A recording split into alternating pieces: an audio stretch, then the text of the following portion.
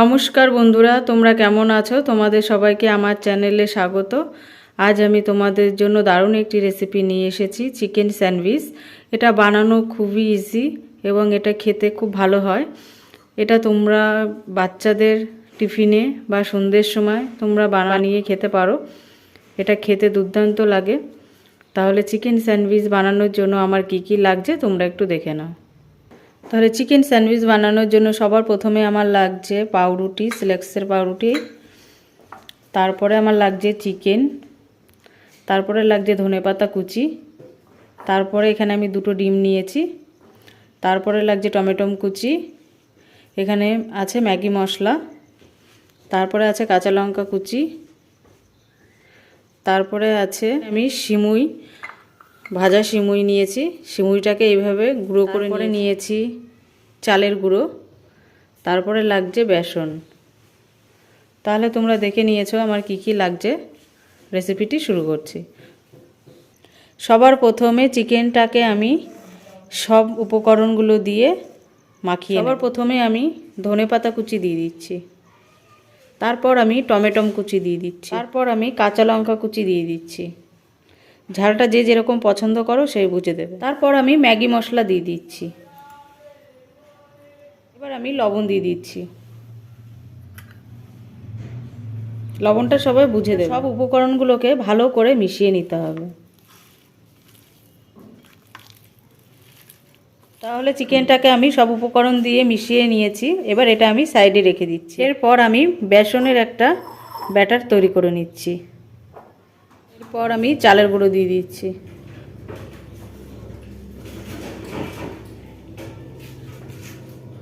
তারপর আমি লবণ দিয়ে দিচ্ছি।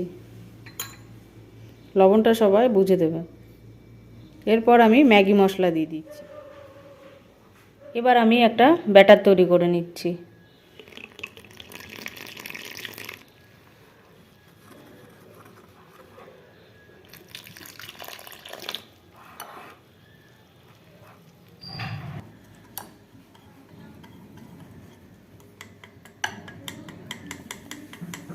তাহলে ব্যাটারটা আমার রেডি হয়ে গেছে। এবার এটা আমি সাইডে রেখে দিচ্ছি। রুটিগুলোকে আমি এইভাবে গোল গোল করে কেটে নিয়েছি। তোমরা এইভাবে গোল গোল করে কেটে নেবে। এবার এটা আমি সাইডে রেখে দিচ্ছি। এবার আমি একটা প্লেটে দুটো ডিম ফাটিয়ে নিচ্ছি।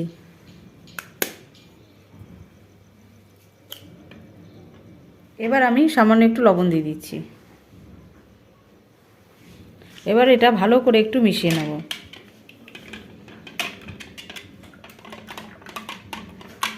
তাহলে এটা আমার মিশানো হয়ে গেছে। এবার এটা আমি সাইডে রেখে দিচ্ছি। এরপর রুটির মধ্যে চিকেনের যে মিশ্রণটি সেটা দিতে হবে।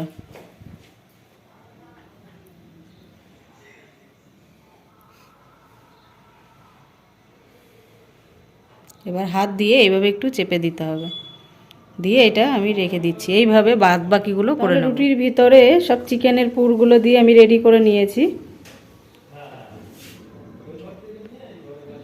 এবার আমি এগুলো ব্যাটারে চুবিয়ে তারপরে তেলে ভাজতে হবে। এরপর আমি এইগুলো ডিমের মধ্যে এইভাবে চুবিয়ে নিতে হবে।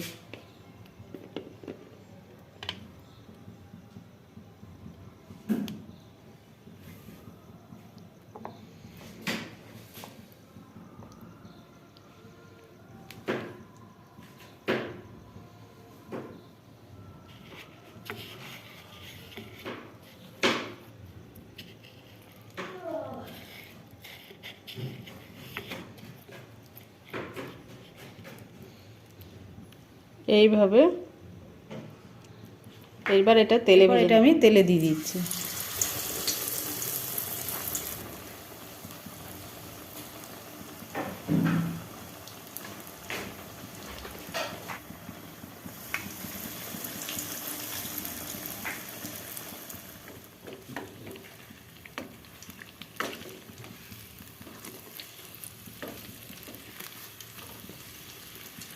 এটা কিন্তু গ্যাসটা কমিয়ে করতে হবে, না হলে ভিতরে কাঁচা থেকে যাবে।